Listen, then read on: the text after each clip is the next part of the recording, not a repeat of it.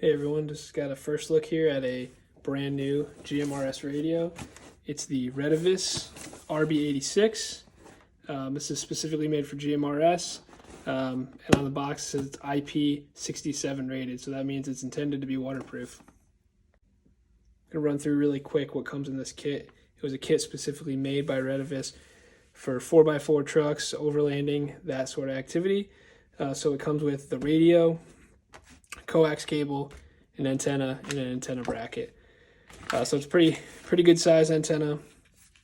5.2 dB, max power 100 watts. So it's more than rated for this radio. Pretty simple antenna bracket. And then this coax cable, which is a straight into the radio and then a 90-degree where your antenna connects. Definitely a thin looking cable, so I'm curious to see with the SWR, see if there's any losses as far as this cable goes. So we'll be doing a power test, and I'll do it with a jumper that should have no loss, and then I'll try to do it through this small coax cable as well and see if there's any difference in the power output. All right, so let's jump into what comes in the actual radio box. So these are all added accessories with the kit. So you can buy the radio alone, or they have a bunch of different bundles. So this is, like I said, the 4x4 bundle. There was other options for like a farm tractor, or different variations on their website. All right, so let's take a quick look in here. All right, so we have a programming cable and a disk for the programming software. And I think the software is only for Windows. Has a manual. Here's a keypad microphone.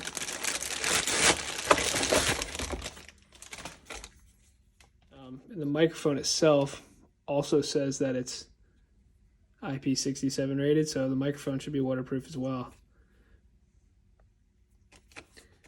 It looks like it has a 6-pin connector.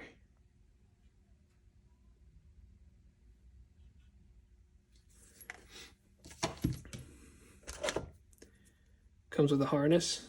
The thing I did notice about this, which is kind of strange, is that it has a fuse. They're mini fuses. It has a fuse on both the positive and the negative side. A little bit strange. I've never seen that before. Don't think it will really affect anything, but see what else. Got your hardware, so it came with a couple extra fuses, hardware, microphone hook, pretty nice radio bracket. Here's the radio itself. So pretty nice compact radio. As I mentioned, this is intended to be IP67 rated for waterproof, so all the connections on the back, the microphone port, they all have caps and look to be pretty well sealed. I am a little bit curious to see how, say, the fan got wet or something like that, how it would hold up. And the other thing that I did notice is that this radio has a top firing speaker, where a lot of radios have, bottom firing or a front facing speaker. So, all right, the other thing I noticed too, got another fuse on here. All right, so I got this thing hooked up to a jumper pack for a power supply. Let's turn it on. So it shows you, you have A and B channel, right? So you can switch between A and B there. And when you change, here's a channel select knob. So basically you have channels 1 through 7. Those are 5 watts. Then it steps up to 15 through 22, and those are all 20 watts full power on this radio. And then the rest of those channels up to 30. So 23 to 30 are set repeater channels. Those can be modified in the software or the radio itself. I originally thought that these up and down arrows were for changing the channel, but it looked like they're actually for volume, which I thought might have been a little bit different. Typically you'd want to be able to switch between your channels, and maybe there's a way through the microphone you can do that. But then I got to thinking, if you're with a group of people, you're pretty much going to set your channel. And then there may be an instance where you need to change your volume up, so that actually might be more useful than I originally thought. The menu can be accessed by holding the button here right next to menu, and you need to toggle up and down using the up and down arrow on the microphone. And then once you get to the selection you want to make, you have to click OK on the radio. Again, toggle up or down with the microphone, select OK on the radio. So far, I haven't found a way that I can select on the handheld itself.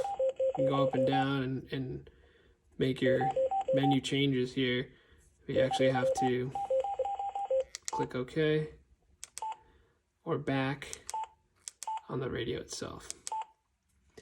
Alright, so a couple features that I think will be useful. I did figure out that by pushing this CTTS button, you're able to toggle through the different codes. So when it looks like that, it's off. And then if you have it where it says DCS, you can hit the function and then hit the CTTS button again. You can toggle through the DCS codes. Alternatively, if you have it set to T and you also hit function, and then that you can toggle through the other codes. So that would be an easy way if somebody's looking to turn that off and just not use that at all. You'd just be able to toggle through that button to make sure it doesn't say anything there. Also, this low button, if you toggle through that, you can switch to low, medium, and high on those upper channels, which are channels 15 to 22. On channels 1 through 7, they're locked in at low. This button here, you can switch your AB, so you can have 2 channels selected here, and you can be toggling between the 2 of them.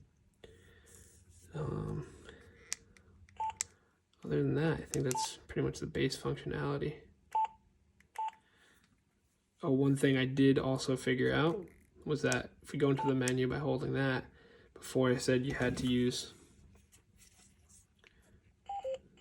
these arrows on the microphone, you can actually turn the channel select knob and it will toggle through your menu options. And then you can hit, OK or back as necessary to go through your menu options and change. The one thing I am still trying to figure out is that there's a little N there next to the power level. And I assume that means that it's a narrow band. I have not figured out how to change that. The manual has a menu selection for bandwidth selection, but for some reason, it is not in this radio. So if I go to radio settings, it's supposed to be in this list of settings, and nowhere is there a bandwidth selection. That would definitely be a feature people would be interested in, and I don't know if it's just like a firmware upgrade or something that's missing, but it is in the manual, and I don't see that option. But other than that, as far as typical functionality, I think you can get up and running pretty easily with this radio.